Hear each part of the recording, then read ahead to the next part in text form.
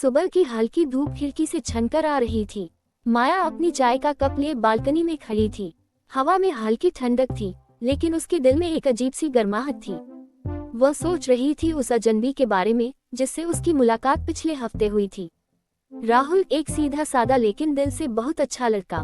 पहली बार जब माया ने उसे देखा था, वह बारिश में भीगते हुए बस स्टॉप पर खड़ा था। उसकी आंखों में एक गहरी उदासी थी जो माया को भीतर तक छू गई। उसने हिम्मत जुटाकर राहुल से पूछा, भीग क्यों रहे हो? छतरी नहीं लाए? राहुल हल्का मुस्कुराया, छतरी तो थी लेकिन किसी और को दे दी। माया को उसकी यह बात अजीब लगी। उसने पूछा, किसको? राहुल ने सिर झुका लिया और धीरे से बोला, जिसे मैं भूल नहीं पा रहा, लेकिन वो मुझे भूल चुकी है। उस दिन माया और राहुल के बीच एक नई दोस्ती की शुरुआत हुई। धीरे धीरे वे हर दिन मिलने लगे।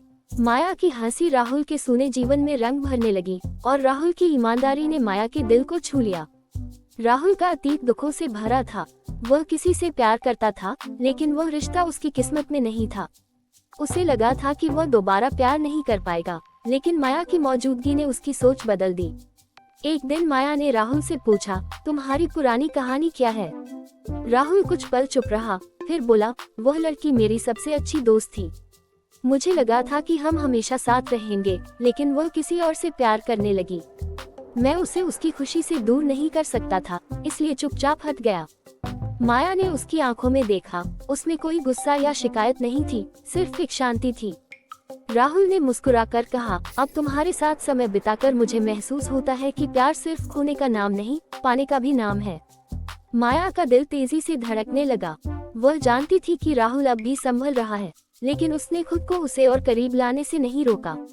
धीरे धीरे उनकी मुलाकातें लंबी होने लगी, बातें गहरी होने। एक शाम दोनों एक कैफे में बैठे थे। राहुल कुछ सोच रहा था। माया ने हंसते हुए पूछा, क्या हुआ? इतने गहरे सोच में हो?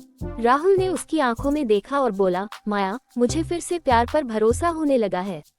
माया मुस्कुरा दी, लेकिन अंदर ही अंदर वह डर रही थी। क्या ये प्यार सच में उसके लिए था या सिर्फ एक पुरानी याद की परछाई थी? अचानक एक दिन राहुल को अपनी पुरानी प्रेमिका से फोन आया। उसने माफी मांगी और वापस आने की बात कही। राहुल उलझन में पड़ गया। वह जानता था कि यह उसकी परीक्षा का समय था। उसने माया से कुछ नहीं छिपाया। उसने पूरी सच्चाई बताई और कहा, माया, मैं नहीं चाहता कि तुम किसी भ्रम में रहो, लेकिन मैं इतना जरूर जानता हूँ कि तुम्हारे बिना अब मेरी जिंदगी अधूरी लगेगी। माया ने मुस्कुराकर कहा, राहुल, मैं चाहती हूँ कि तुम अपने दिल की सुनो। अगर तुम्हारा दिल मुझे चुनता है तो मैं हमेशा तुम्हारे साथ रहूंगी। राहुल ने कुछ दिनों तक खुद को अकेला रखा, और जब वह माया के पास लौटा तो उसकी आंखों में अब कोई उलझन नहीं थी। उसने माया का हाथ थामा और कहा, मुझे एहसास हो गया कि सच्चा प्यार वही है जो हमें आगे बढ़ने की ताकत दे, न कि हमें अतीत में बांधे रखे। माया, मैं तुम्हें दिल से चाहता हूँ। माया की आंखों में खुशी के आंसू आ गए।